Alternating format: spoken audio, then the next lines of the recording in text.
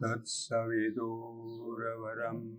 રૂપમ જ્યોતિ પરસ્ય ધીમહિ યન્નઃ સત્યેન ધીમહિ.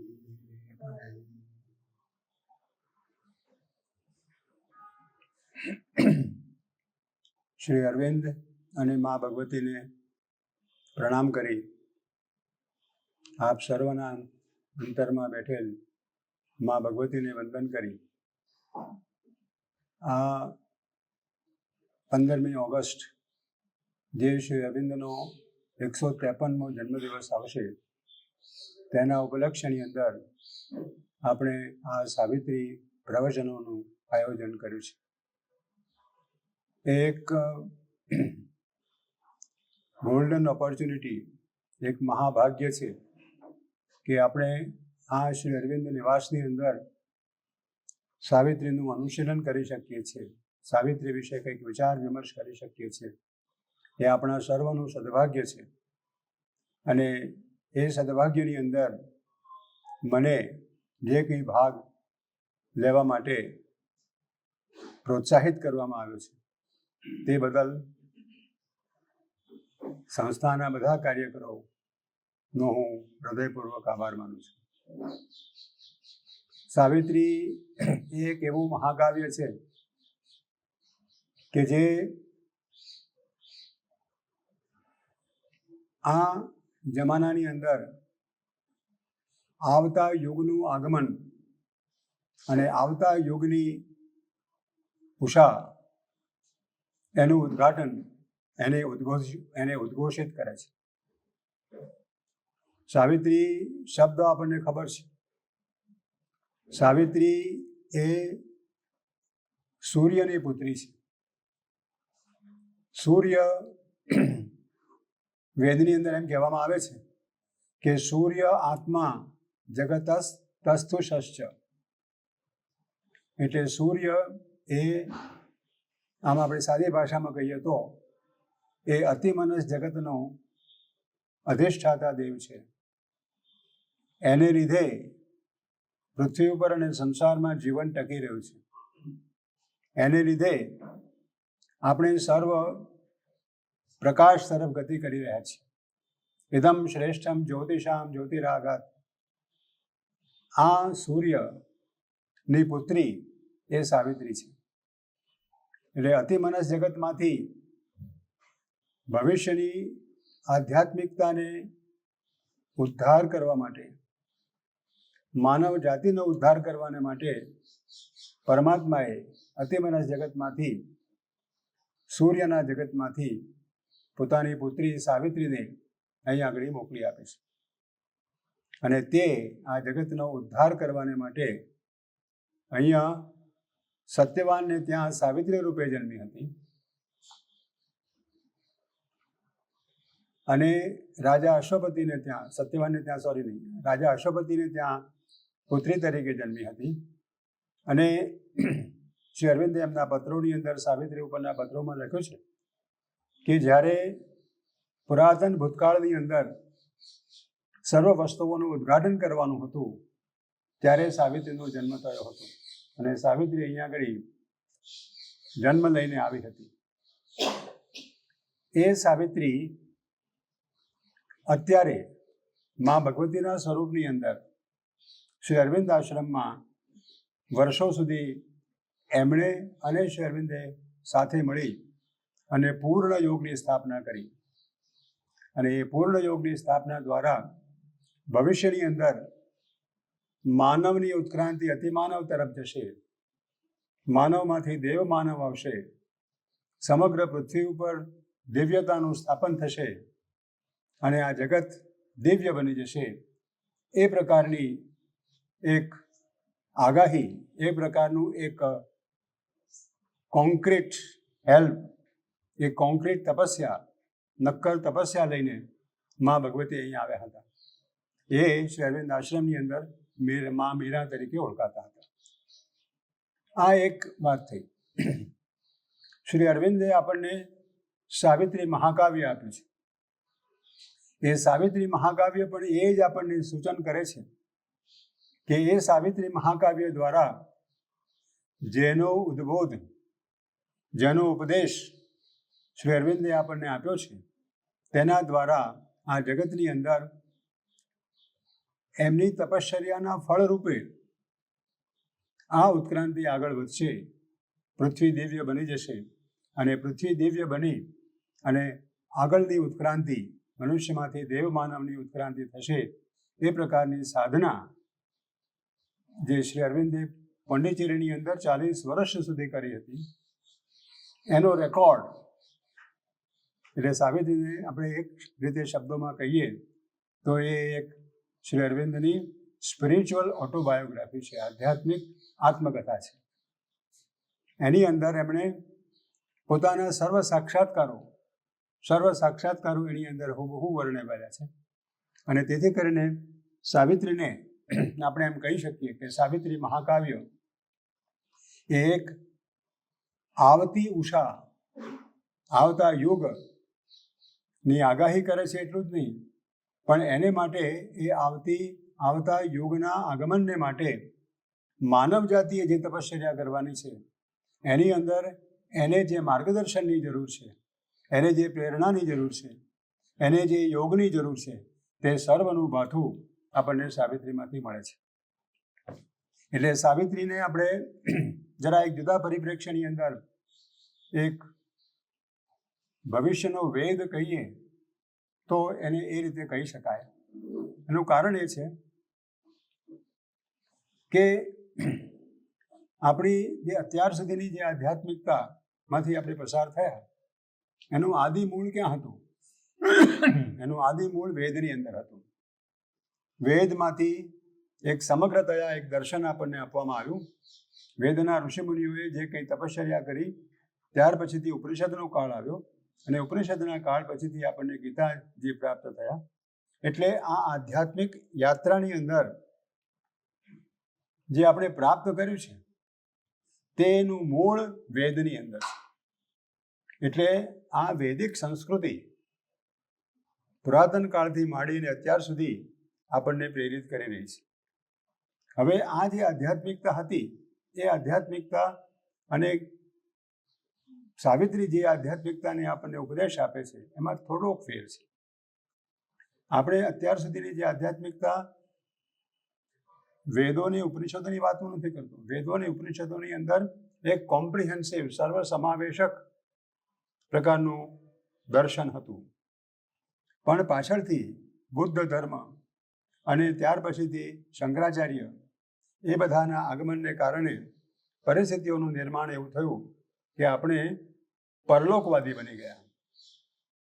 એટલે કે આ જગતની અંદર તો અજ્ઞાનનું જગત છે, અંધકારનું જગત છે, અને આ જગતની અંદર આપણે કોઈ સિદ્ધિ પ્રાપ્ત કરી શકીએ નહીં. માટે આ જગતની અંદર પીડાનું જગત છે. એટલે આપણે જન્મ મરણના ફેરામાંથી નીકળી જવું, મોક્ષ પ્રાપ્ત કરવો, એ પ્રકારની ફિલોસોફી, એ પ્રકારનું તત્વદર્શન આપણે વિકસાવ્યું.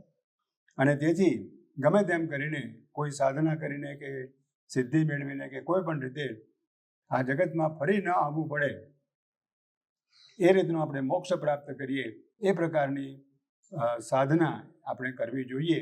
એ પ્રકારનો દ્રઢ વિચાર આપણી અંદર રહેલો છે. શ્રી અરવિંદ આપણને પ્રશ્ન કરે છે કે જો જગતની અંદર પરમાત્મા સિવાય કશું નથી, જગતની અંદર પરમાત્મા સિવાય જો કશું જ નથી, તો આ જગત પણ પરમાત્માનું જ સર્જન છે. અને જગત જો પરમાત્માનું સર્જન હોય તો કોઈ એ આકસ્મિક સર્જન નથી, એની પાછળ પણ કોઈ હેતુ રહેલો છે. તો એ હેતુ શું હોઈ શકે? ઉપનિષદોની અંદર આપણને એમ કહેવામાં આવ્યું કે સો કામયત એકોહમ બહુશ્યામ.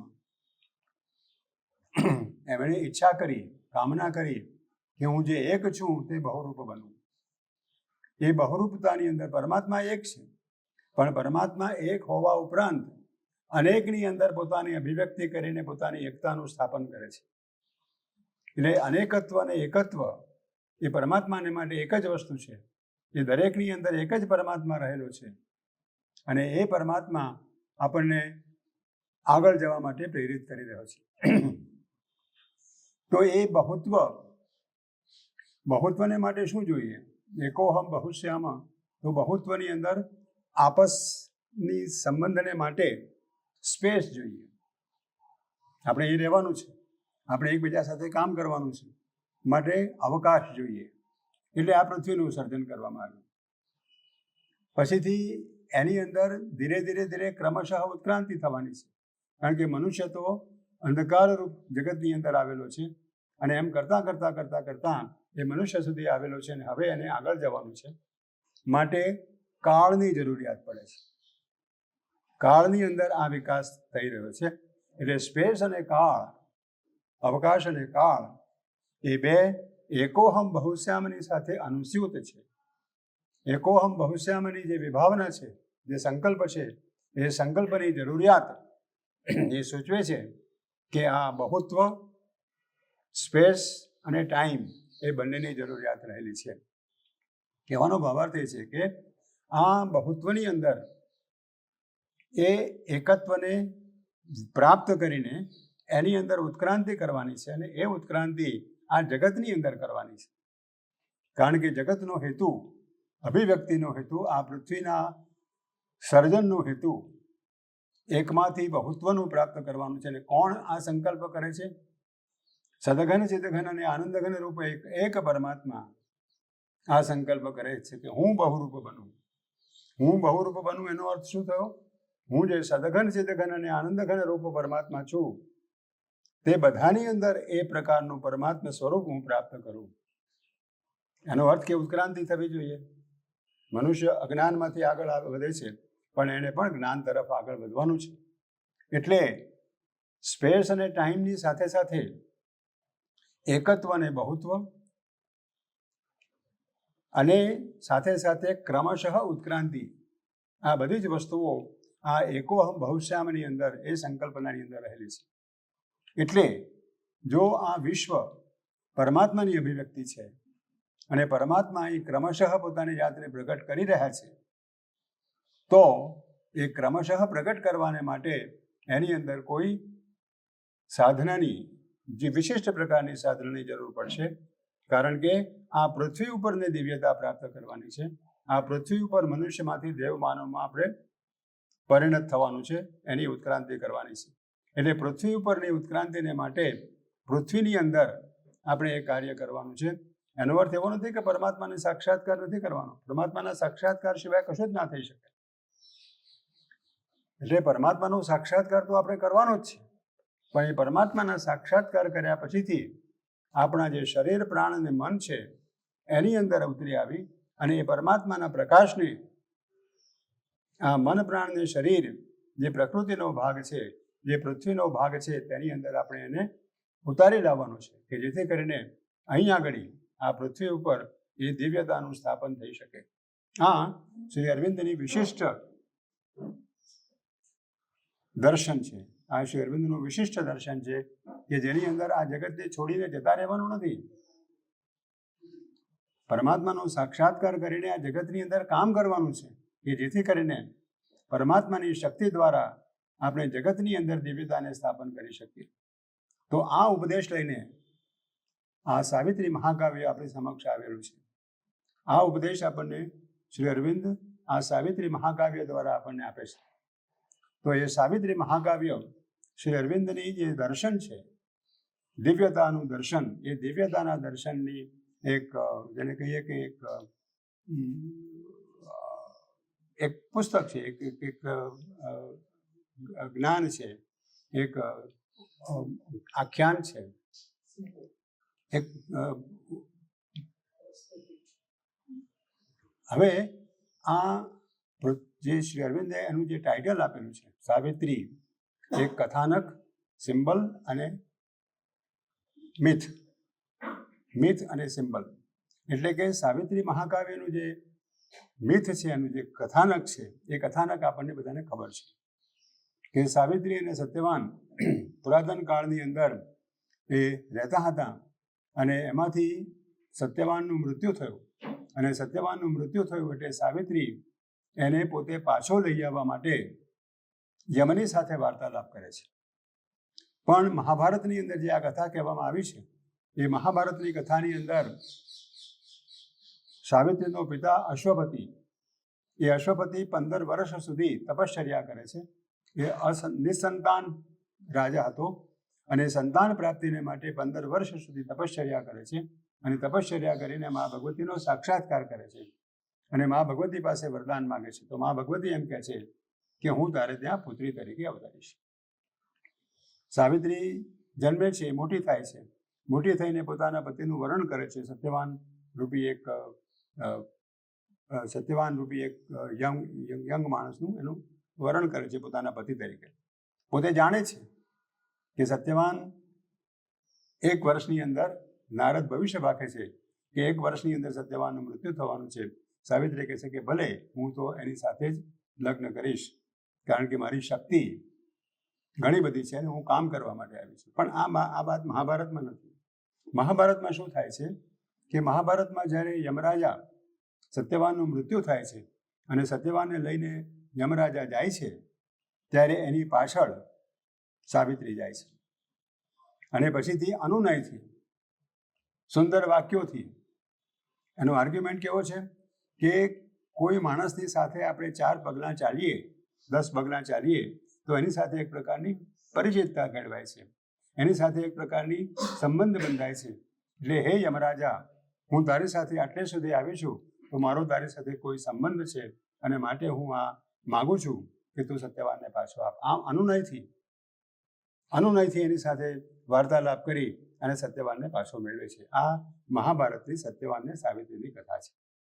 આ કથાનો ઉપયોગ શ્રી અરવિંદે, આમાં મુખ્ય વસ્તુ શું છે કે સત્યવાન મૃત્યુ પામ્યો છે અને મૃત્યુ પામેલા સત્યવાનને ફરીથી પાછો જીવંત કરીને એને લઈ આવે છે. આ એનું મુખ્ય એ છે, એટલે કે મૃત્યુ ઉપર વિજય પ્રાપ્ત કરવાની વાત આમાં ગુણ રૂપે કહેવાય છે. તો શ્રી અરવિંદ, મૃત્યુ એ અજ્ઞાનનું પ્રતીક છે. મૃત્યુ એ અજ્ઞાનનું પ્રતીક છે અને મૃત્યુ એ અજ્ઞાનનું પ્રતીક હોય. આ જગત અજ્ઞાન અને મૃત્યુનું ક્ષેત્ર છે.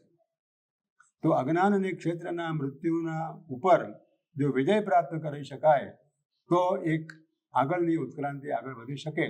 આ થીમને લઈ અને શ્રી અરવિંદે એક પ્રતિકાત્મક રૂપે આ સાવિત્રી કથાનકની આજુબાજુ શ્રી અરવિંદે એક પ્રતીક રૂપે આખું મહાકાવ્ય આપણને આપ્યું છે. એ મહાકાવ્યની અંદર જેમ મહાભારતની કથાની અંદર યમરાજા સાથે અનુનયથી વાત કરે છે, અહીંયા આગળ એ અનુનયથી વાત નથી કરતી, કારણ કે યમરાજા કંઈ એને એકદમ કંઈ આપી દે નહીં, એટલે યમરાજાની સાથે એ વાદ વિવાદ કરે છે અને વાદ વિવાદ કરીને પોતાનો હક, એ હકની પ્રાપ્તિ માટે હકની પ્રાપ્તિ માટે હઠ કરે છે, આગ્રહ કરે છે અને એ આગ્રહના પરિણામે યમરાજા નથી માનતો તો યમરાજાનું એને ઓગાળી નાખે છે અને યમરાજાને ઓગાળી નાખી યમરાજા ઉપર વિજય પ્રાપ્ત કરી અને સત્યવાનને પાછો લઈ આવે છે. એટલે મૃત્યુ ઉપર વિજય, અજ્ઞાનના ઉપર વિજય, અંધકારના ઉપર વિજય, આ શ્રી અરવિંદની સાવિત્રી મહાકાવ્યની કથાની પાછળ રહેલું પ્રતીક છે. આ પ્રતીક દ્વારા શ્રી અરવિંદ આપણને આ સાવિત્રી મહાકાવ્ય આપે છે. તો આ પ્રતીકની અંદર આપણને એમ કહેવાય છે, એટલે છે જ આખી વસ્તુ, કે આ વસ્તુ એક ભવિષ્યની અંદર જે વસ્તુ બનવાની છે, માનવમાંથી અતિમાનવ બનવાનો છે. આ જગતની અંદર જો અતિમાનવ આવે તો શું થાય? અતિમાનવ જાતિનું આગમન થાય તો શું થાય? અત્યારે મનુષ્ય છે, મનુષ્ય જાતિ છે અને મનુષ્ય જાતિએ કેટલું બધું સર્જન કરેલું છે, મહાન સર્જન મનુષ્ય જાતિએ કરેલું છે. પણ મનુષ્ય જાતિના મન દ્વારા આ સર્જન કરેલું છે. મન એ શંકા અને જ્ઞાન બંનેનું મિશ્રણ છે. એટલે એકી સાથે જ્ઞાન અને શંકા મનની અંદર રહેલી છે. સંપૂર્ણ જ્ઞાન, સંપૂર્ણ શક્તિ એની પાસે છે નહીં. જો એમાંથી અતિમાનવનું સર્જન થઈ શકે, અતિમાનવ જાતિનું સર્જન થઈ શકે, તો જેમ અત્યારે મનુષ્ય જાતિ છે અને મનુષ્ય જાતિએ પોતે આ જગતની અંદર જે સર્જન કરેલું છે તેને બદલે અતિમાનવ જાતિ આવી અને અતિમાનવ જાતિ અહીંયા આગળ સર્જન કરે તો એ સર્જન દિવ્યતાનું સર્જન હશે અને દિવ્યતાનું સર્જન હોય તો જગત દિવ્ય બની જાય. એટલે ખરી વાત તો એ છે કે આ આખી એ વાત શ્રી અરવિંદે પૃથ્વીના ઉદ્ધારને માટે કરેલી છે. પૃથ્વીના ઉદ્ધારને માટે મનુષ્યમાંથી અતિમાનવનું આવવું એ એક જરૂરિયાત છે. આ પૃથ્વીના ઉદ્ધારની વાત છે. આપણને ભાગવતની અંદર, શ્રીમદ ભાગવતની અંદર આ કથા મળે છે. 10મા સ્કંદની અંદર 1લા બીજા અધ્યાયની અંદર આપણને આ વાત મળે છે કે પૃથ્વી ઉપર પાપ વધી ગયું હતું. એટલે પૃથ્વી ગાયનું રૂપ લઈ અને બ્રહ્માજી પાસે જાય છે. બ્રહ્માજી અને કૃષ્ણ પાસે લઈ જાય છે, વિષ્ણુ પાસે લઈ જાય છે. અને વિષ્ણુ કહે છે કે હું વૃંદાવનમાં જન્મ લેવાનો છું, માટે તમે બધા ત્યાં આગળ જન્મો અને ત્યાં આગળ પછી હું મારું કાર્ય કરીશ. એટલે પૃથ્વી એ કોઈ અવકાશની અંદર તરતો ગોળો નથી, એક સર્જન છે. અને એ સર્જન જેમ મનુષ્યનું સર્જન પરમાત્માએ કરેલું છે, તેમાં પૃથ્વીનું સર્જન પણ પરમાત્માએ કરેલું છે. આ પૃથ્વીની અંદર આ ઉત્ક્રાંતિનો પ્રયોગ ચાલી રહ્યો છે. પૃથ્વી એ આ ઉત્ક્રાંતિની પ્રયોગશાળા છે. અને એ ઉત્ક્રાંતિની અંદર જે મુખ્ય વસ્તુ છે તે આપણી અંદર રહેલું દૈવી તત્વ, એ આ પૃથ્વીનું લક્ષણ છે. તમને બીજી કોઈ જગ્યાએ આ બીજા કોઈ જગતની અંદર કે બીજે કોઈ જગ્યાએ આ જે સાયકિક બિંગ આપણે કહીએ છીએ આપણી અંદર રહેલી દિવ્યતા છે, એ દિવ્યતા નહીં મળે. એ પૃથ્વીનું લક્ષણ છે. અને પૃથ્વીનું લક્ષણ એટલા માટે છે કે પૃથ્વી ઉપર આ ઉત્ક્રાંતિ થઈ રહી છે. એ ઉત્ક્રાંતિ કરવાને માટે આપણી અંદર પૃથ્વીની અંદર આ એક વિશિષ્ટ તત્વ, દિવ્યતાનું તત્વ આપણા સર્વની અંદર મૂકેલું છે, પ્રાણી માત્રની અંદર મૂકેલું છે. મનુષ્યની અંદર એ ઉત્ક્રાંત થઈને આગળ વધી રહ્યું છે. તો આવું સાવિત્રી મહાકાવ્ય જે ભવિષ્યનું દર્શન કરે છે, અને ભવિષ્યની અંદર શ્રી અરવિંદે પોતાની જે સાધના છે એ સાધના દ્વારા એ દર્શનને સિદ્ધ કરેલું છે. એટલે આમાં કોઈ શંકા નથી કે આ નહીં થાય. આ કોઈ ફિલોસોફી નથી, આ કોઈ એક દર્શન છે. અને દર્શન હંમેશા એક સાધનામાંથી આવે છે, તપસ્યામાંથી આવે છે. અને એ અવશ્યાંભાવી રીતે મનુષ્યના અજ્ઞાનની પાર થઈને એ પોતાનું સર્જન કરતો હોય છે. તો આવું સાવિત્રી મહાકાવ્ય આપણને આપ્યું છે. હવે જ્યારે આપણે મહાકાવ્યની વાત કરીએ તો મહાકાવ્ય કોને કહેવાય? એ મહાકાવ્ય એટલે એપિક પોએમ. અને એપિક પોએમ કોને કહેવાય? તો કે એપિક પોએમ એને કહેવાય કે જે કાવ્યની અંદર, નાનું આમ તો કાવ્ય નહીં, જરા વિસ્તારપૂર્વકનું કાવ્ય હોવું જોઈએ. અને એવા કાવ્યની અંદર એવો રણકાર હોય, અને એ રણકાર ને પાછળ જે દર્શન રહેલું હોય એ દર્શન સમગ્રનું દર્શન રહેલું હોય. એટલે કે એ કાવ્યની અંદર સમગ્ર દર્શનનો રણકાર રહેલો હોય, એવો જે રણકાર હોય એવા કાવ્યને આપણે મહાકાવ્ય કહીએ છીએ, એપિક પોએમ કહેવામાં આવે છે. આપણે ત્યાં 2 મહાકાવ્યો આપણને ખબર છે, રામાયણ અને મહાભારત. રામાયણ અને મહાભારત એ 2 મહાકાવ્યો છે. ખરેખર તો મહાભારત એ એક કાવ્ય જ નથી, આપણી સંસ્કૃતિનું, આપણી પોલિટિક્સ, આપણી સર્વ પ્રવૃત્તિઓનું એક વિશદ આપણને દર્શન આપણને એની અંદર આપવામાં આવ્યું છે. એટલે મહાભારતમાં એવું કહેવાય છે કે વ્યાસજીએ જે મહાભારતનું ગઠન કરેલું એમાં 24,000 શ્લોકો હતા. એ 24,000માંથી અત્યારે આપણને લાખ શ્લોક મળે છે મહાભારતની અંદર. એટલે પછીથી જેને યોગ્ય લાગ્યું તેને અંદર ઉમેરો કરતા ગયા, અને એ રીતે અત્યારે 1 લાખ શ્લોકનું આપણને મળે છે. પણ ઓરિજિનલ જે મહાભારત હતું તે લગભગ 24,000 શ્લોકોનું હતું. અને પૂર્વની એટલે કે બંગાળની અંદર આ પ્રયત્ન થયો હતો કે આ 24,000 શ્લોકોને આ લાખ શ્લોકોમાંથી કેવી રીતે જુદા પાડવા, એનો પ્રયત્ન ત્યાં કરવામાં આવ્યો હતો. અને એને માટે વ્યાસજીની શૈલી શું છે, મહાભારત વ્યાસજીએ લખ્યું છે એમ કહેવાય છે, તો વ્યાસજીની શૈલી શું છે એ શૈલીને જો ઓળખવામાં આવે તો એ શૈલીવાળા જે શ્લોકો હોય તે એમણે લખેલા છે. એમ કરીને એ 24,000 શ્લોકોનું એમાંથી લાખ શ્લોકોમાંથી એને તારવી કાઢવામાં આવે, આ પ્રકારનો પ્રયોગ બંગાળમાં કરેલો હતો. અને એના ઉપર પણ શ્રી અરવિંદે લખેલું છે, વ્યાસ અને વાલ્મીકીની અંદર. પણ વ્યાસજીની શૈલી જુદા પ્રકારની છે, રામાયણની શૈલી જુદા પ્રકારની છે. વ્યાસજીની શૈલી કેવી છે કે તત્વને સીધું મૂકી આપવું, એની અંદર અલંકાર, એની અંદર કલા કે એ બધાનો પ્રયોગ નહીં કરવાનો, સીધા તત્વને મૂકી આપો. એનું ઉત્તમ દર્શન ગીતા છે. ગીતાની અંદર કોઈ જગ્યાએ અલંકાર નહીં મળે. અલંકાર કદાચ સમજાવવા માટે ઉપમાન અલંકાર મૂકેલો હોય, પણ એ સમજાવવા માટે, એક સિમિલી બતાવવાને માટે. પણ જેને આર્ટિસ્ટિક અલંકાર કહીએ, કલાનો અલંકાર કહીએ, એવા અલંકારિક ભાષા એની એની અંદર નથી. રામાયણ એ જુદા પ્રકારનું કાવ્ય છે. રામાયણ એક જ વસ્તુને સીધી રીતે રજૂ કરે છે અને એની અંદર સુકુમારતા છે, એની અંદર સુંદર દર્શન છે, એની અંદર કલાઓ મૂકવામાં આવી છે, એની જે શૈલી છે એ કલાત્મક શૈલી છે અને કલાત્મક શૈલી દ્વારા આપણને આપવામાં આવેલું છે. એટલે જો મહાભારતને આપણે મહાકાવ્ય ના ગણીએ તો જગતનું ઉત્કૃષ્ટ સર્વોત્તમ કાવ્ય એ રામાયણ છે એમ શ્રી અરવિંદે પ્રતિપાદિત કરેલું છે. રામાયણ એ જગતનું સૌથી ઉત્તમ મહાકાવ્ય છે એમ શ્રી અરવિંદે આપણને સમજાવ્યું છે. એનું કારણ આ છે કે મહાભારત ભલે મોટું છે પણ એની જે શૈલી છે એની અંદર જે બધા વિષયોનો મૂકવામાં આવ્યા છે એ કલાની દ્રષ્ટિએ નથી મૂકવામાં આવ્યા પણ એક ઇતિહાસની દ્રષ્ટિએ એક સમગ્ર દર્શન, સમગ્ર જે આપણું જીવન, ભારતનું જે દર્શન છે આખું એ ભારતની સર્વ વસ્તુઓની એની અંદર મૂકવામાં આવી છે અને તેથી કરીને એને આપણે મહાકાવ્ય કહેવાય પણ છતાંય એ એક ઉત્કૃષ્ટ મહાકાવ્ય તરીકે ગણી શકાય કે કેમ એ એક સવાલ છે. એટલે રામાયણ એ આ જગતનું સૌથી ઉત્તમ મહાકાવ્ય છે એમ શ્રી અરવિંદ પ્રતિપાદિત કરે છે. આ ઉપરાંત પશ્ચિમના જગતની અંદર અનેક મહાકાવ્યો થઈ ગયા. પશ્ચિમના જગતની અંદર મહાકાવ્યો કયા થયા તો કે ઇલિયડ અને ઓડિસી. હોમરે ગ્રીક ભાષાની અંદર ઇલિયડ અને ઓડિસી લખ્યું. પછીથી લેટિન ભાષાની અંદર વર્જિલે ઇલિડ નામનું મહાકાવ્ય લખ્યું. પછીથી ઇટાલિયન ભાષાની અંદર દાંતે બિયાટ્રિસ એટલે ઇલિયડ અને ઓડિસી અને દાંતે ડિવાઇન કોમેડી નામનું મહાકાવ્ય લખ્યું. ત્યાર પછીથી આપણને મિલ્ટનનું મહાકાવ્ય મળે છે અંગ્રેજી ભાષાની અંદર, પેરેડાઇઝ લોસ્ટ અને પેરેડાઇઝ રીગેઇન. આ મહાકાવ્યોને જો આપણે તપાસીએ તો આ બધા મહાકાવ્યોનો અર્થ એવો થાય છે કે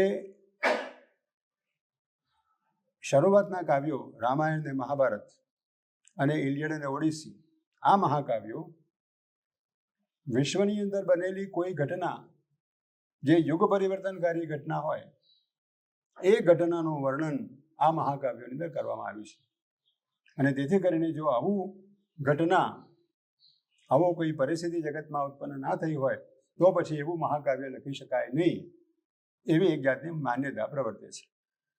એટલે એવું કહેવામાં આવે છે કે અત્યારનું જગત, અત્યારનો સમય મહાકાવ્યોને માટે ઉપયુક્ત નથી, ઉપયોગી નથી. અહીંયા આ જગતની અંદર વૈજ્ઞાનિક અને બુદ્ધિવાદી લોકો છે, વૈજ્ઞાનિક વસ્તુઓને એ કરે છે, માટે આ જગતની અંદર અત્યારના સમયની અંદર મહાકાવ્ય લખી શકાય નહીં. પણ જ્યારે આપણે આ ઇતિહાસ તપાસીએ મહાકાવ્યોનો તો આપણને એમ લાગે, આપણે જોઈ શકીએ કે આ મહાકાવ્યોના આગમનની અંદર પણ, મહાકાવ્યોના સર્જનની અંદર પણ ઉત્ક્રાંતિ થઈ છે. કારણ કે ઇલિયડ અને ઓડિસી, રામાયણ અને મહાભારત જો આપણે લઈએ તો એ ખરેખર એ કોઈ ઘટનાની આજુબાજુ લખાયેલા છે. શ્રી અરવિંદે પોતાના થોટ્સ એન્ડ એફોરિઝમ્સમાં લખ્યું છે, there are four great events that took place in the history of this earth. આ વિશ્વના ઇતિહાસની અંદર 4 મહાન ઘટનાઓ બનેલી છે. ધ સીજ ઓફ ટ્રોય, ટ્રોયના શહેરને જે ઘેરો ઘાલવામાં આવ્યો ગ્રીક સમયની અંદર, તે એક મહાન એક ઘટના હતી. ક્રુસિફિક્શન ઓફ ક્રાઇસ્ટને જે વધસ્તંભે ચડાવવામાં આવ્યા એ જગતનું એક બીજું મહાન ઘટના હતી. The exile of Shri Krishna in Vrindavan, Shri Krishna ભગવાન મથુરાથી એમને વૃંદાવનમાં લઈ જવામાં આવ્યા, એ જગતની મોટી ઘટના હતી. અને the colloquy on the battlefield of Kurukshetra, that is Bhagavad Gita, એ 4 મહા ઘટનાઓ આ પૃથ્વી ઉપર બનેલી છે. એના પરિણામો શું આવ્યા છે તો કે સીજ ઓફ ટ્રોય ક્રિએટેડ હેલાસ. સીજ ઓફ ટ્રોયને ઘેરો ઘાલવામાં આવ્યો, એમાંથી ગ્રીક સંસ્કૃતિ ફળી ફાળી અને હેલાસ જેને કહીએ, હેલાસ એટલે શું? એક પ્રકારની એવી ફિલોસોફી કે જે આઈડિયલ માઇન્ડની અંદર આઈડિયલ પ્રાણ અને આઈડિયલ શરીર, એ પ્રકારની સંસ્કૃતિ જે વિકસાવવામાં આવે એને હેલાસ કહેવામાં આવે છે. એટલે એક આદર્શમય મનની અંદર આદર્શમય પ્રાણ અને આદર્શમય સંસ્કૃતિનો વિકાસ કરવામાં આવે એને આપણે હેલાસ કહીએ છીએ. એટલે the siege of Troy created Hellas. The Christ from his cross humanized Europe. The Christ from his cross એ વધસ્તંભે ચડાવવામાં આવ્યા, અને વધસ્તંભે ચડાવવામાં આવ્યા એને કારણે યુરોપની અંદર માનવતાવાદ આવ્યો. પહેલાં બર્બરતા હતી, અને એ બર્બરતામાંથી માનવતાનો ઉદય એ ક્રાઇસ્ટને વધસ્તંભે ચડાવવામાં આવ્યા. એના પરિણામ રૂપે આપણને આ પરિણતિ એની પરિણામ આપણને પ્રાપ્ત થયું. Christ from his cross humanized Europe. The exile of Sri Krishna in the Vrindavan created Bhakti Marga. The exile of Sri Krishna in the Vrindavan created Bhakti Marga. Shri કૃષ્ણને મથુરાથી વૃંદાવન લઈ જવામાં આવ્યા અને એણે ભક્તિ માર્ગનો ઉદય કર્યો.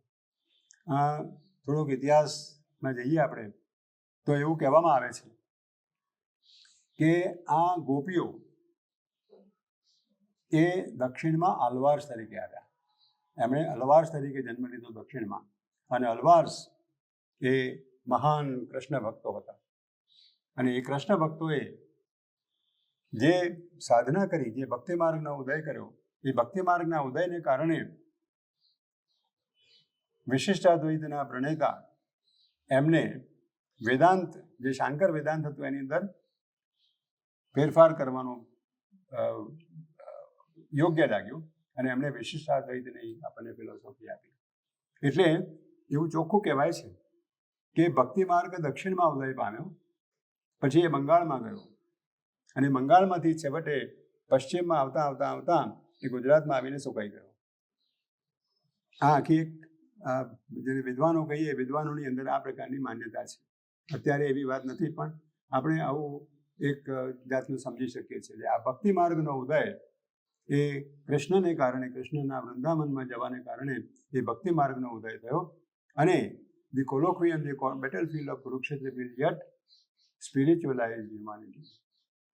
એટલે કુરુક્ષેત્રના યુદ્ધ મેદાનની અંદર જે કૃષ્ણ અને અર્જુન વચ્ચે જે આપલે થઈ, જે સંવાદ થયો, એમાંથી આપણને શ્રીમદ ભગવદ્ ગીતા મળી. અને એ શ્રીમદ ભગવદ્ ગીતા હજુ માનવ જાતિને આગળ આધ્યાત્મિક માર્ગે લઈ જશે, એ વાત શ્રી આપણને કરી છે. તો આ 4 મહાન ઘટનાઓ આપણને અહીંયા આગળ મળે છે. અને એમાં આપણે જોઈ શકીએ છીએ કે આ મહાકાવ્ય, શ્રી અરવિંદે જે મહાકાવ્ય આપણને આપ્યું છે, તે મહાકાવ્ય આ ઇલિયડ અને ઓડિસી, રામાયણ અને મહાભારત, ત્યાર પછીથી આપણને કયું મહાકાવ્ય મળ્યું?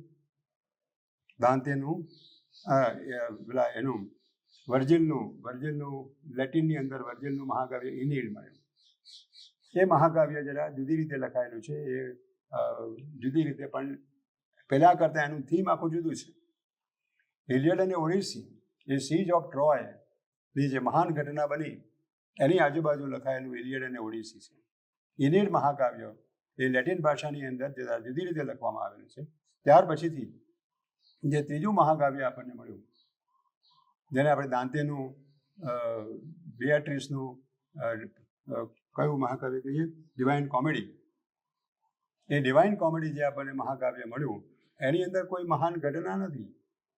એમાં તો કાલ્પનિક વસ્તુ છે કે એક સૌંદર્યની દર્શન, એને એક સૌંદર્યની પ્રતિમાનું દર્શન થાય છે, અને સૌંદર્યની પ્રતિમાના દર્શનને પ્રાપ્ત કરવાને માટે એ જગતોમાં જાય છે, અને ત્યાં આગળ એ સૌંદર્યને પ્રાપ્ત કરવાનો પ્રયત્ન કરે છે. આ દાંતેનું મહાકાવ્ય છે. એટલે એમાં કોઈ ઘટના નથી. એટલે જેને આપણે કહીએ કે એક ઘટનાત્મક મહાકાવ્યમાંથી એક સૌંદર્યની અભિવ્યક્તિ કરવા માટેનું મહાકાવ્ય આપણને દાંતેમાં મળે છે. પછીથી મિલ્ટનનું પેરેડાઇઝ લોસ્ટ અને પેરેડાઇઝ રિગેઇન, એની અંદર આપણને કયા પ્રકારનું કાવ્ય મળે છે? તો કે શૈતાન અને ક્રાઇસ્ટ. એ શૈતાનના ઉપર ક્રાઇસ્ટ વિજય પ્રાપ્ત નથી કરી શકતા, એટલે શૈતાનનો વિરોધ કરે છે, એટલે પેરેડાઇઝ લોસ્ટ થઈ જાય છે.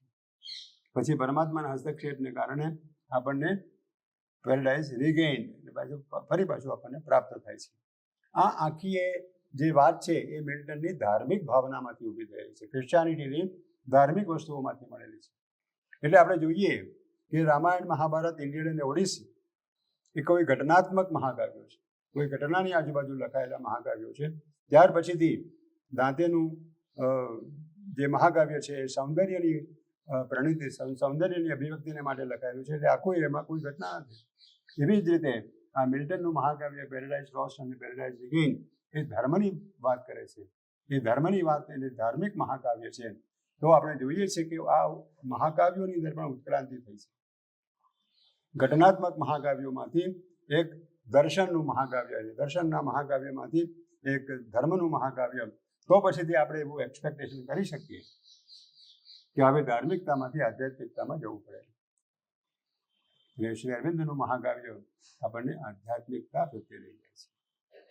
એટલે આ વિશ્વની મહાકાવ્યોના ઇતિહાસની અંદર આ લોજિકલ ઉત્ક્રાંતિ છે. લોજિકલ જેને ઉત્ક્રાંતિ કહીએ એ ઉત્ક્રાંતિ છે. ઘટનાત્મક મહાકાવ્યો, એક સૌંદર્યલક્ષી મહાકાવ્ય, એક ધાર્મિક મહાકાવ્ય, એમાંથી એક આધ્યાત્મિક મહાકાવ્ય પ્રત્યે આપણે જઈએ છીએ. એટલે શ્રી અરવિંદનું મહાકાવ્ય સાવિત્રી એ એક આધ્યાત્મિક મહાકાવ્ય છે. એની અંદર આધ્યાત્મિક વસ્તુઓનું નિરૂપણ કરવામાં આવ્યું છે. એટલે આપણે આ પ્રમાણે જે આખી ઇતિહાસ જોઈએ, એનું ઉત્ક્રાંતિ જોઈએ મહાકાવ્યોની, તો એ આપણને અહીંયા મળી રહે છે. હવે સાવિત્રી મહાકાવ્યની અંદર શ્રી અરવિંદે કઈ રીતે એનું આયોજન કરેલું છે, એને કઈ રીતે લખવામાં આવ્યું છે. શ્રી અરવિંદ એ લખે છે કે ઉપનિષદિક અને કાલિદાસિયન મુવમેન્ટને મેં પંક્તિઓની અંદર, વર્ષની અંદર, શ્લોકોની અંદર અથવા તો પંક્તિઓની અંદર લાવવાનો પ્રયત્ન કરે છે. હવે ઉપનિષદિક અને કાલિદાસિયન મુવમેન્ટ એટલે શું? ઉપનિષદિક અને તમે શ્રી અરવિંદના આપણે પેલા નાટકો વાંચશો તો નાટકોની અંદર પણ હંમેશા કવિતા હોય, જેમાં શ્લોકો હોય, જેમાં કવિત્વ હોય. તો એ કવિતાની અંદર તમે જોશો કે અધવચ્ચે પૂર્ણ વિરામ આવે અને પછી બીજું વાક્ય શરૂ થાય, અને એન્જેમમેન્ટ કહે છે. એટલે કોઈ પણ કાવ્યની અંદર આવી વસ્તુ હોઈ શકે છે કે પૂર્ણ વિરામ વચ્ચે આવે અને ત્યાંથી પછી બીજું એક વાક્ય શરૂ થાય. ઉપનિષદિક અને કાલિદાસિયન મુવમેન્ટ એટલે શું? તો કે એને મુક્તકો કહેવામાં આવે છે. ગીતાની અંદર તમે જુઓ, ઉપનિષદોની અંદર જુઓ કે એક શ્લોકની અંદર જે કહેવાનું હોય એ કહી દેવામાં આવે છે અને ત્યાં પછી પૂર્ણ વિરામ આવે છે. જો કદાચ બે શ્લોકના બે પંક્તિઓની અંદર જે કહેવાનું છે તે ન કહેવાયું હોય તો અર્ધ શ્લોક આવે છે.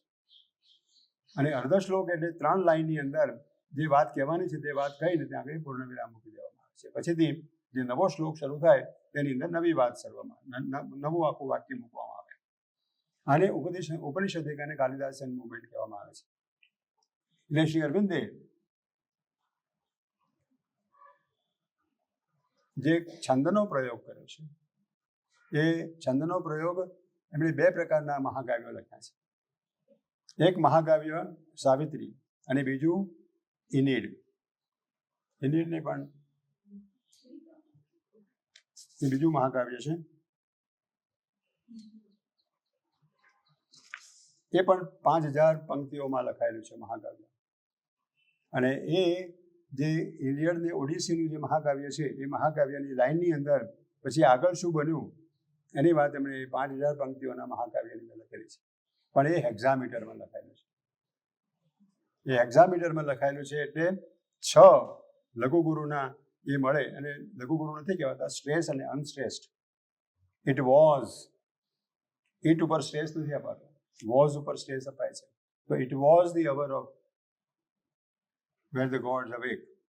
એટલે ત્યાં આગળ જે શ્રેષ્ઠ અને અનશ્રેષ્ઠ એવા જે 5 પ્રકારના જે એ હોય એ પ્રકારની રચના એમણે આ સાવિત્રી મહાકાવ્યની અંદર કરી છે. અને એક વાક્યની અંદર, એક લાઈનમાં, 2 લાઈનની અંદર, 3 લાઈનની અંદર, ભાગ્યે જ બહુ મોટા 7-8 લાઈનોમાં એનું પૂર્ણ વિરામ આવતું હોય. એટલે જે વાત એમને કહેવાની હોય તે એક વાક્યની અંદર કહી દે. ઘણા બધા વાક્યો સાવિત્રીના એવા છે કે જે સિંગલ પંક્તિના હોય, સિંગલ પંક્તિમાં જ પૂરા થઈ જાય, 2 પંક્તિમાં પૂરા થાય, 3 પંક્તિમાં પૂરા થાય, પણ પૂર્ણ વિરામ હંમેશા છેલ્લે જ આવે, પૂર્ણ વિરામ વચ્ચે નહીં આવે. એટલે આ પ્રકારની ટેકનિક એમણે સાવિત્રીની અંદર વાપરેલી છે. અને એમણે સાથે પણ એમણે કહ્યું કે આ બધી વસ્તુઓ જરા અઘરી છે, પણ સાવિત્રીની અંદર આ મેં કરવાનો પ્રયત્ન કર્યો છે. એનાથી પણ જરા આગળ જઈએ તો સાવિત્રી એ અંગ્રેજી ભાષામાં લખાયેલું મહાકાવ્ય છે. અંગ્રેજી ભાષાની અંદર અંગ્રેજીની લાક્ષણિકતા શું છે કે દરેક રાષ્ટ્રની અંદર પોતાની એક આગવી પ્રતિભા હોય છે. જેમ કે ઇટાલીની અંદર પેઇન્ટિંગ, રશિયાની અંદર વાર્તાની કથા, વાર્તા કહેવાની કથા. એવી રીતે ભારતની અંદર આધ્યાત્મિકતા એનું મુખ્ય લક્ષણ છે, એની એક આગવી પ્રતિભા છે. એવી રીતે ઇંગ્લેન્ડની પ્રતિભા એ કાવ્યની પ્રતિભા છે. ત્યાં અંગ્રેજી કાવ્ય છે અને એ અંગ્રેજી કાવ્યનું આખું એ વિશ્લેષણ ચોસરથી માંડીને વોલ્ટ વિટમેન સુધી જે બધા કવિઓ થઈ ગયા, એ બધા કવિઓનું વિહંગાવલોકન એમણે કરેલું છે. અને એ વિહંગાવલોકનની અંદર કવિતા કેવી રીતે આગળ વધે છે, જેમ આપણે જોયું કે મહાકાવ્યો કેવી રીતે આગળ વધે છે, ભૌતિક ભૂમિકા ઉપરથી એ દર્શનાત્મક ભૂમિકા ઉપર જાય છે, ધાર્મિક ભૂમિકા ઉપર જાય છે અને પછી આધ્યાત્મિક ભૂમિકા ઉપર જાય છે. તેમ આ કવિઓ જે ઇંગ્લેન્ડની અંદર થઈ ગયા એ કવિઓનો ઇતિહાસ તપાસી અને કવિતા કેવી રીતે આગળ વધે છે એની વાત કરે છે. એની અંદર છેવટે એમ કહે છે કે આ કવિતા મંત્રરૂપ કેવી રીતે બની શકે. અને ત્યાં આગળ પોતે એક પ્રશ્ન કરે છે કે ભવિષ્યમાં એવો કોઈ કવિ આવવો જોઈએ કે જે કવિને મંત્ર સ્વરૂપ, કવિતાને મંત્ર સ્વરૂપ આપી શકે. હવે શ્રી અરવિંદ નાનપણથી પોતાની જાતની ઓળખાણ આપતા એમ કહેતા કે I am first a poet and politician. હું એક કવિ અને રાજકારણી છું. મારી ઓળખાણ આ છે. પછીથી એ આધ્યાત્મિકતા તરફ વડોદરા આવીને પછીથી, પણ પહેલેથી એમણે કવિતા લખવાની શરૂઆત કરી હતી ને આ બધી વાત કરી. એટલે I am first a poet and a politician. એટલે શ્રી અરવિંદે ભારતની, એટલે કે ભારતની કરતાં પણ જેને ઇંગ્લેન્ડની જે કવિતાઓ છે એ ઇંગ્લેન્ડની કવિતાઓના બધા જ કવિઓનું વિહંગાવલોકન કર્યું અને વિહંગાવલોકન કરીને પછી પ્રશ્ન કર્યો કે હવે આનું આગળ કેવી રીતે જવાય. તો કે આગળ એવો કોઈ કવિ આવવો જોઈએ કે જે આધ્યાત્મિકતાને પોતે રજૂ કરી શકે અને એની અંદર મંત્ર શક્તિને લાવી શકે. હવે એમણે 40 વર્ષ સુધી પોંડિચેરીમાં તપશ્ચર્યા કરી હતી. આધ્યાત્મિક ઊંચાઈઓ ઉપર, એટલી ઊંચાઈઓ ઉપર પહોંચ્યા હતા કે જેની આપણે કલ્પના ન કરી શકીએ. અને પાછા નાનપણથી એ પોએટ હતા, એટલે એમના સિવાય બીજું કોણ આ કાર્ય કરી શકે. એટલે એમણે સાવિત્રીને મંત્ર સ્વરૂપ આપ્યું.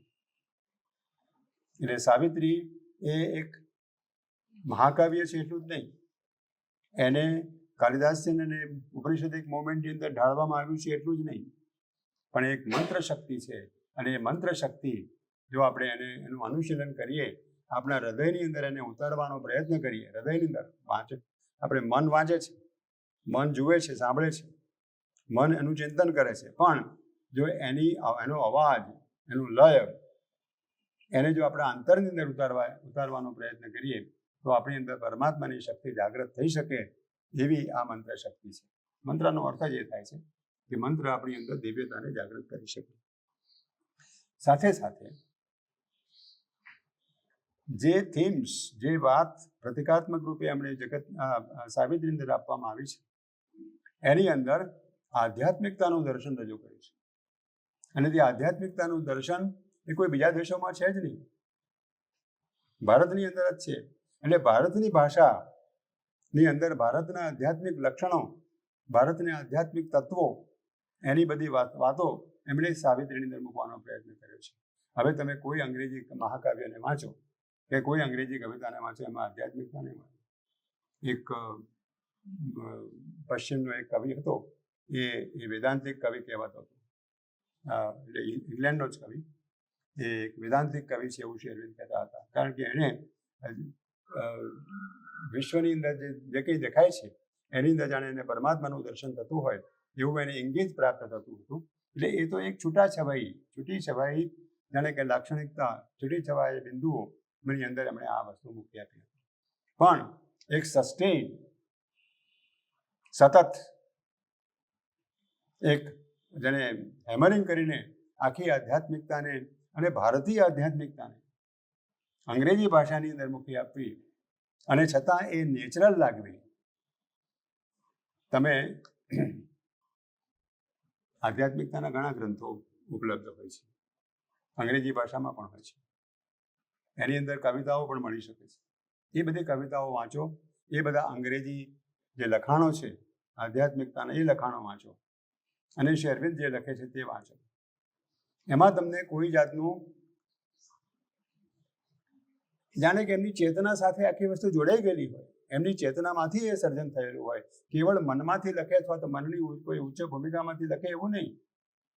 એમની દિવ્યતા સાથે જાણે કે આખી અંગ્રેજી ભાષા અને એમની આધ્યાત્મિકતા જાણે એકરૂપ થઈ ગઈ હોય. એટલે એમણે ભારતની આધ્યાત્મિકતાની મંત્ર શક્તિને, ભારતની આધ્યાત્મિકતાના આગમનને, એનું જે દર્શન છે તે દર્શનને અંગ્રેજી ભાષાની અંદર રજૂ કરી અને અંગ્રેજી ભાષાની મહત્તા વધારી છે. મહાન એક બહુ મોટું કાર્ય છે. આપણે કદાચ ના સમજી શક્યા કે પેરેડાઇઝ લોસ્ટ અને પેરેડાઇઝ રિગેઇન આપણે વાંચ્યું હોય તો આપણને ખબર પડે કે એ કયા પ્રકારનું કાવ્ય છે અને આ સાવિત્રી કયા પ્રકારનું કાવ્ય છે, અને એમાં અંગ્રેજી ભાષાનો પ્રયોગ અને એને કેવી રીતે કરવામાં આવ્યો છે તે આપણને ખ્યાલ આવે કે આ પ્રકારનું કાવ્ય આપણને શ્રી અરવિંદે આપ્યું છે. એટલે એક મહાન જેને સર્જન કહીએ એ સર્જન આપણને શ્રી અરવિંદે આપ્યું છે. તો આ સાવિત્રીનું અનુશીલન આપણે કંઈક અંશે અહીં આગળ આ 7 દિવસની અંદર કરીશું. મેં કહ્યું તેમ સાવિત્રીના 3 ભાગ છે. પ્રથમ ભાગની અંદર એટલે કે અશ્વપતિનો યોગ છે. એ અશ્વપતિના યોગની અંદર પ્રથમ ભાગની અંદર રાજા અશ્વપતિએ 15 વર્ષ સુધી તપશ્ચર્યા કરે છે. એટલે એ તપશ્ચર્યાનો આખો ભાગ પહેલા ભાગની અંદર પ્રાપ્ત થાય છે, અને એ ના પરિણામ રૂપે માં ભગવતીના એને દર્શન થાય છે. તે દર્શનનું આખું એક પર્વ છે, એક આખું બુક છે. એટલે સાવિત્રીના 2 ભાગ કરીએ તો પહેલા ભાગની અંદર રાજા અશ્વપતિનો યોગ છે. અને રાજા અશ્વપતિ એ પોતે મુક્તિ પ્રાપ્ત કરે છે, પોતે વિશાળતા પ્રાપ્ત કરે છે, અને વિશાળતા પ્રાપ્ત કરે છે એ એની અંગત સિદ્ધિ છે, એની પોતાની ઉપલબ્ધિ છે. પણ પછીથી વિશ્વના પ્રતિનિધિ રૂપે એ જગતોની અંદર સૂક્ષ્મ જગતોમાં જાય છે, સૂક્ષ્મ જગતોમાં આરોહણ કરે છે. અને સૂક્ષ્મ જગતોમાં આરોહણ કરી અને ત્યાંનું જ્ઞાન પ્રાપ્ત કરે છે. ત્યાંનું જ્ઞાન પ્રાપ્ત કરે છે એટલું જ નહીં, પણ એ જ્ઞાન આપણા સર્વ જેને વિભાવનાઓ કહીએ, આપણી જે સર્વ ગતિવિધિઓ છે એ ગતિવિધિઓની પાછળ પ્રેરણાત્મક હોય છે. આપણે એમ માનીએ કે મને આ વિચાર આવ્યો અને મેં આ કામ કર્યું, એ આપણે મનની દ્રષ્ટિએ બરાબર છે. પણ ખરેખર શું બનતું હોય છે કે એ જગતોમાંથી એ પ્રેરણા ફિલ્ટર થઈને આપણી અંદર આવતી હોય છે, અને આપણે એને સ્વીકારીએ છીએ. આપણે એને સ્વીકારીને પછી એના પ્રમાણે કામ કરીએ છીએ. એટલે આપણા સર્વ કાર્યો આપણે એમ માનીએ કે આપણે કરીએ છીએ, પણ એવું નથી હોતું. એ વિશ્વમાંથી આવતા હોય છે. તો વિશ્વના અનેક ભૂમિકાઓ છે. આપણી અંદર શરીર છે, બાયોલોજિકલ શરીર છે, પૃથ્વીનું તત્વ છે, બાયોલોજિકલ શરીર છે, પછી પ્રાણ તત્વ છે, પ્રાણ તત્વ પછી મનસ તત્વ છે, મન તત્વ પછી બીજી આગળની વસ્તુઓ છે. તેમ આ તે વસ્તુઓ તે જગતોમાંથી આપણને પ્રેરણા રૂપે મળી આવે છે. એટલે શ્રી અરવિંદે 15 કેન્ટો 15 સર્ગો સૂક્ષ્મ જગતોના વર્ણનમાં વાપર્યા છે. અને તે શા માટે વાપર્યા છે તો કે આ જગતની જે વિશાળતા છે, અને જગતની વિશાળતાની અંદર આ જગતમાં જે વસ્તુ બની રહી છે, મનુષ્ય જે રીતે દોરવાઈ રહ્યો છે, મનુષ્યને જે રીતે આ જગતોમાંથી પ્રેરણા મળે છે અને એનું સર્જન અહીંયા થાય છે, તેને માટે આ જરૂરી છે. એટલે કે એક વિશ્વના પ્રતિનિધિ રૂપે શ્રી અરવિંદ આ સર્વ જગતોની યાત્રા કરે છે, અને સર્વ જગતોની યાત્રા કરીને છેવટે એ ઉર્ધ્વ જગતોમાં જાય છે, અને ઉર્ધ્વ જગતોમાં જઈ અને ત્યાં આગળ માં ભગવતીનું વરદાન પ્રાપ્ત કરે છે. એટલે પહેલા પર્વના, આપણે એને પર્વ કહીશું, અને શ્રી અરવિંદ અંગ્રેજીમાં એને બુક કહેવામાં આવે છે. પહેલા પર્વના 5 કેન્ટો 5 સર્ગો એ રાજા અશ્વપતિના વ્યક્તિગત મુક્તિના અને વ્યક્તિગત મહત્તાના સર્ગો છે. ત્યાર પછીના જે 15 સર્ગો છે એ 15 સર્ગોની અંદર મનુષ્યના પ્રતિનિધિ રૂપે એ આ જગતોની યાત્રા કરે છે, અને જગતોની યાત્રા કરી અને મનુષ્યને ત્યાં આગળ એની પ્રેરણા દ્વારા આ જગતનું સંચાલન થાય છે, એની આખી વાત આપણને કરે છે. એની અંદર ઘણી બધી વસ્તુઓ છે. અચેતના જગતોમાં જાય છે, બાપની માતાની સાથે વાર્તાલાપ થાય છે, અને ત્યાં આગળ જાણે કે રાજા અશ્વપતિનો આત્મા બુઝાઈ જતો હોય. રાજા અશ્વપતિનો આત્મા એ અંધકારના જગતોની અંદર બુઝાઈ જતો હોય એ પ્રકારનો એને અનુભવ થાય છે, પણ એની અંદર રહેલી શક્તિ એમાં ટકી રહે છે અને એના ઉપર વિજય પ્રાપ્ત કરે છે, અને પછીથી એ ઉર્ધ્વના જગતોની અંદર આગળ જાય છે. એમ કરતાં જે ઉર્ધ્વના જગતો છે, આધ્યાત્મિક જગતો છે, જગતોની અંદર એ આરોહણ કરે છે, અને ત્યાર પછીથી મા ભગવતીનો સાક્ષાત્કાર થાય છે. એટલે આ એનો રાજા અશ્વપતિના યોગનો ત્રીજો તબક્કો છે. એક વ્યક્તિગત મુક્તિ, જગતોની અંદરનું આરોહણ અને મા ભગવતીનું દર્શન. અને મા ભગવતીના દર્શન એ તો એક એવું મહાન, જેને આપણે કહીએ, રાજા અશ્વપતિ કથાની અંદર નિસંતાન પિતા હતો, એટલે સંતાન પ્રાપ્તિ માટે તપશ્ચર્યા કરે છે. કથાની અંદર આ પ્રતીકની અંદર એ જગતના પ્રતિનિધિ રૂપે આ તપશ્ચર્યા કરે છે, અને જગતના પ્રતિનિધિ રૂપે મા ભગવતી પાસે વરદાન માગે છે કે આ જગત અંધકારને જ્ઞાનની અંદર સબળાઈ રહ્યું છે, માટે તું આવ અને એનો ઉદ્ધાર કર. એટલે મા ભગવતી પાસેથી વરદાન માગે છે, અને મા ભગવતી એને વરદાન આપે છે કે હું આવીશ, તારે ત્યાં જન્મ લઈશ. કથાનો ઉપયોગ કર્યો છે, હું તમારે ત્યાં જન્મ લઈશ, અને જન્મ લઈ અને આ જગતનો ઉદ્ધાર કરવાને માટે હું પ્રયત્ન કરીશ. સુંદર. એટલે કે જે શ્રી અરવિંદના યોગની ચરમ સીમા, શ્રી અરવિંદ જેવા મહાપુરુષ જે જગતોનું સર્જન કરી શકે એ પ્રકારના જે સર્જન છે, તે મા ભગવતી પાસેથી વરદાન માગે છે કે હે મા, તું આવ અને આ જગતનો ઉદ્ધાર કર. મહાન વસ્તુ જેને કહીએ એ આખી વસ્તુ સર્ગ ત્રીજાની અંદર આપણને મળે છે. અહીં આગળ સાવિત્રીનો અડધો ભાગ પૂરો થાય છે. સાવિત્રીમાં 49 સર્ગો છે. 49 સર્ગોની અંદર છેલ્લો સર્ગ જવા દઈએ તો 24 સર્ગોના 2 ભાગ પડે છે. આ ભાગ રાજા અશ્વપતિનો યોગ, પહેલા 5 ને 15, 20 અને 4, 24 સર્ગોમાં આ રાજા અશ્વપતિનો યોગ આ રીતે વર્ણવવામાં આવ્યો છે. ત્યાર પછીથી સાવિત્રીનો જન્મ થાય છે. સાવિત્રી મોટી થાય છે. સાવિત્રી મોટી થઈને પોતાના પતિની શોધ માટે જાય છે. પતિની શોધમાં જઈને આવે છે અને નારદજીને કહે છે કે હું મારા પતિને શોધી લાવી છું. નારદજી કહે છે કે 1 વર્ષ પછી આનું મૃત્યુ થવાનું છે. એની માં જરા આકળ વિકળ થઈ જાય છે અને કહે છે કે તું ફરીથી શોધ કર વગેરે વગેરે, પણ સાવિત્રી ના પાડે છે. અને પછી એ લગ્ન થાય છે, અને પછીથી અજ્ઞાન અને અંધકારના જગતોની અંદર યમરાજા સત્યવાનને લઈ જાય છે એના પતિને. એની પાછળ જાય છે અને એના ઉપર વિજય પ્રાપ્ત કરે છે. એ આખી વાત પર્વ 9, પર્વ 10 ની અંદર કરવામાં આવી છે. પર્વ 10 ની અંદર યમરાજા સાથે લાંબો વાદ વિવાદ થાય છે. યમરાજા અનેક પ્રકારના આર્ગ્યુમેન્ટ મૂકે છે કે તું જે બધી વાતો કરે છે એ બધી વ્યર્થ છે. આ જગતની અંદર આધ્યાત્મિકતાનું સ્થાપન કદી થયું નથી અને થઈ શકે નહીં. આ બધી આદર્શની વાતો તું ના કરીશ. આવા અનેક પ્રકારના આર્ગ્યુમેન્ટ થાય છે, અને એ આર્ગ્યુમેન્ટની સામે સાવિત્રી પોતે પોતાના આર્ગ્યુમેન્ટ મૂકે છે. અને એમ કરતાં છેવટે સાવિત્રી પોતે પોતાનું દિવ્ય સ્વરૂપ પ્રગટ કરે છે.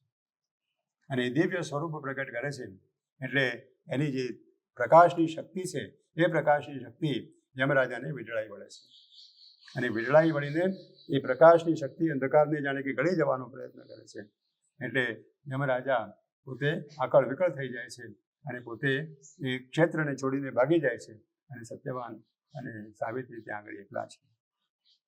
શ્રી અરવિંદ ત્યાં આગળ કથા પૂરી નથી કરતા. શ્રી અરવિંદનું સાહિત્ય, શ્રી અરવિંદનું જે દર્શન છે એ ત્યાં આગળ સત્યવાન અને સાવિત્રી, એટલે સત્યવાન હવે પ્રાપ્ત થઈ ગયો, પણ હજુ તો એ સૂક્ષ્મ અવસ્થાની અંદર છે, પ્રેત અવસ્થાની અંદર છે. પ્રેત અવસ્થા આપણે જાણીએ છીએ, મૃત્યુ પછી જે પ્રાપ્ત થાય તે. પણ એને પણ જગતની અંદર લાવવા માટે એક મહાન પરીક્ષામાંથી પસાર થવું પડે છે.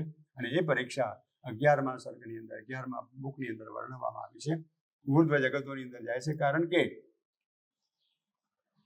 મૃત્યુ થયેલા મનુષ્યને સજીવન કરવો એ કોઈ આધ્યાત્મિક સામાન્ય મનુષ્યનું કામ નથી. એ જગતની અને તે જગતના દિવ્ય આત્માનું સત્યવાન કોણ છે? સત્યવાન એ જગતનો દિવ્ય આત્મા છે. મનુષ્યની અંદર રહેલો એક દિવ્ય આત્મા છે.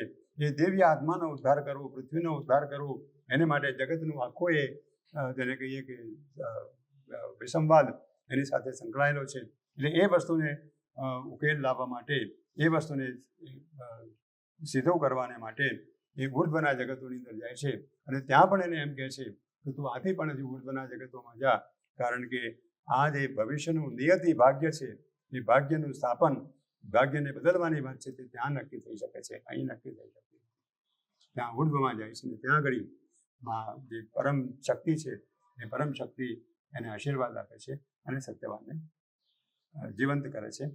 અને સત્યવાન જીવંત થાય છે. અને પછીથી સાવિત્રી અને સત્યવાન તે દિવસે ત્યાં આગળ હોય છે. ત્યાંથી પછીથી એ લોકો પાછા આવે છે. ત્યારે એનો પિતા, સત્યવાનનો પિતા, જે આંખે જોઈ શકતો ન હતો, અંધ હતો, અને એનું આખું એ હતું તે બધું એને પ્રાપ્ત થાય છે. એનું રાજ્ય પ્રાપ્ત થાય છે. આ બધી વરદાન એને પ્રાપ્ત થાય છે. આ રીતે સાવિત્રીનું આખું એ વર્ણન કરી અને શ્રી અરવિંદ કહે છે કે રાત્રિનું વર્ણન કરે છે. રાત્રિનું વર્ણન કરીને પછી કહે છે કે હવે નેક્સ્ટ દિવસની ઉષાને માટે આપણે આગળ પ્રયાણ કરીશું. એટલે એક ઉષા, પ્રતિકાત્મક ઉષામાંથી આખા દિવસનું આખું એ મહાકાવ્યનું વર્ણન કરી અને પછીથી બીજા દિવસની ઉષા તરફ સાવિત્રી ગતિ કરે છે. આ રીતે આ સાવિત્રીનું જે વિહંગાવલોકન કહીએ, એ વિહંગાવલોકન આપણે કરવાનો પ્રયત્ન કર્યો છે. આ બીજા 6 દિવસોની અંદર જેટલું બનશે તેટલું એમાંથી કોટ કરી, એમાંથી આપણે કાવ્યો, વાક્યો, પંક્તિઓ ઉદ્ધારણ કરી અને એની જરા વધારે ડિટેલમાં જોવાનો પ્રયત્ન કરીશું. આજની આ સભાનું આપણે સમાપન કરીએ.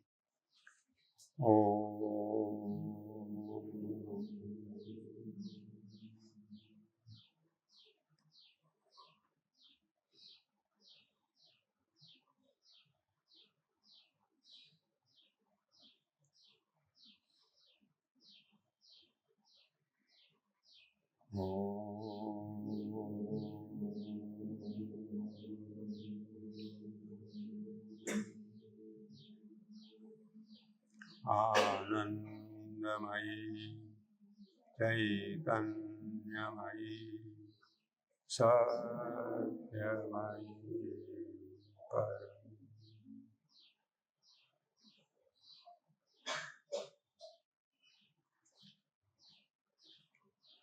આજનો આ સત્સંગમાં ભગવતીને ચરણે અર્પણ કરી અને આપણે